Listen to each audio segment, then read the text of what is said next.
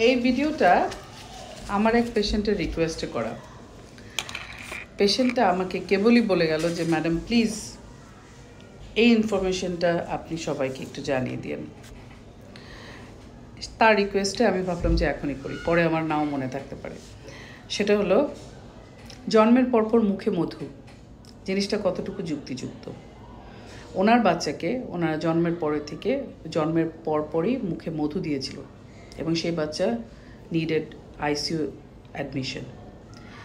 জিনিসটা কতটা বিপদে ফেলতে পারে একটা বাচ্চাকে, এই সম্বন্ধে আপনারা সাধারণ মানুষরা না বোঝাটা খুবই স্বাভাবিক। আমরা ডক্টররা সবসময় চেষ্টা করি এই জিনিসটাতে আলোকপাত করার, কিন্তু কেন জানি অনেকেই সেটা মানতে নারাজ। এখনও আমাদের মধ্যে এই ধরনের মিথ চালু আছে যে মুখে মধু দিলে বাচ্চাটা মিষ্টভাষী হবে এবং এই মধুটা যে ওর জীবন নিয়ে টানাটানি করতে পারে, এই জিনিসটা অনেকেই মানতে কিন্তু রাজি না। এখনও এত লিটারেসির সময় বাংলাদেশ এতটা এগিয়ে গিয়েছে, তারপরেও তারা মানতে নারাজ। তো আমি খুবই অ্যাপ্রিসিয়েট করলাম তাকে যে সে আমাকে রিকোয়েস্ট করেছে এবং আমি অ্যাজ এ পেডিয়াট্রিশিয়ান আমি নিজেও সবাইকে বলি, আমার ভিডিওর মাধ্যমে আমি সবাইকে বলছি এবং রিকোয়েস্ট করছি যে আপনারা প্লিজ চেষ্টা করবেন এই মিথগুলা ভাঙার, এই ভুল ধারণাগুলো ভাঙার যে জন্মের পরে মধু দিলে মিষ্টভাষী হয়।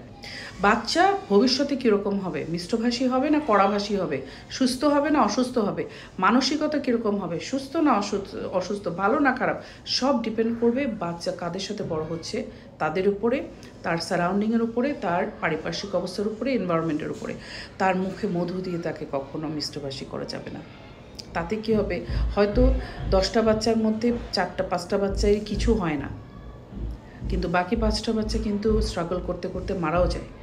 কিন্তু সেটাতে অনেক ধরনের আবার ভুল ধারণা চালু করা হয় যে এটা অন্য কারণে মারা গেছে, অন্য সমস্যায় মারা গেছে, অথবা কী কারণে বাচ্চা অসুস্থ হলো বুঝতেই পারলাম না, বাচ্চার কালো পায়খানা শুরু হয়ে গেল, বাচ্চার পেট ফুলে গেল, বাচ্চার মুখ দিয়ে অনর্গল বমি হচ্ছে, বোঝাই যাচ্ছে না। হাসপাতালে নিয়ে গেছে, 3 দিনের পরে বাচ্চা ইজ নো মোর, আল্লাহ মাফ করুক।